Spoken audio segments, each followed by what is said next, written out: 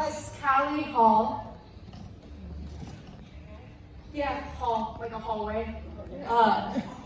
So when I was a kid, it seemed like the question that was on everyone's mind was, what is your favorite game? I mean, it was an easy way to spice up the playground banner. You have your cat versus dog people, you have your lions, tigers, and bears, oh my kind of people. But my opinion was kind of a hot take. You see, I am a very big fan of bugs. And I mean, it's not that uncommon if you're a fan of butterflies or if you're a fan of ladybugs, but what you gotta understand is that I am a big fan of spiders.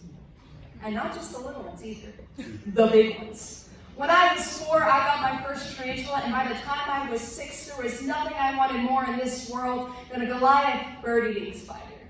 Because a fun fact about the Goliath bird-eating spider is that they are the largest spiders in the world.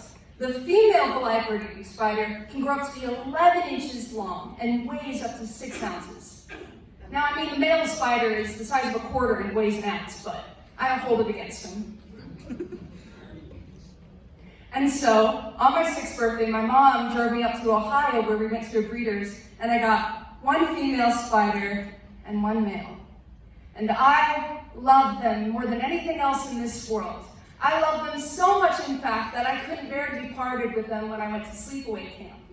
Although the camp had a strict no animals allowed rule, so what I would do is I would take the female spider and I would stick it in the front pocket of my overalls, and I would take the male spider and I would stick it on my baseball cap. Because for some reason, I thought the best way to keep them hidden and safe was to keep them on my person at all times. So one day, I was outside playing with my spiders when they called the campers to assembly. And so, I'm walking to assembly, spider in front, spider on the hat, when I feel a tap on my shoulder, and I hear a voice behind me say, "Oh my God, I love your baseball cap. Can I hold it?" And I'm like, "Sure, man, here you go." And she just looks at it, and without a word, she takes the hat, she places it on the ground, and repeatedly stomps on it, and then goes to assembly like nothing happened. And I am on my knees. I am grieving the loss of this spider, the greatest grief a 6-year-old has ever felt. And when I shed all my tears and I wiped the spider guts off my hat, it's then I realized the female spider is gone.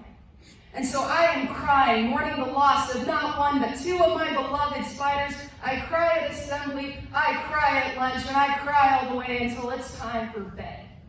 And they're about to call lights out, when all of a sudden I see, from the corner of my eye, up in the rafters, above this girl's bunk bed, 2 hairy legs poking out from the rafters.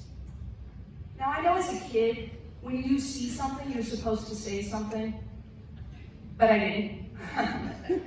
And so they call lights out, and it's pitch black and absolutely silent, followed by the loudest screams I have ever heard in my entire life. Because you see, they'll tell you the Goliath bird-eating spider is the largest spider in the world. But what they don't tell you is that they're also the most vengeful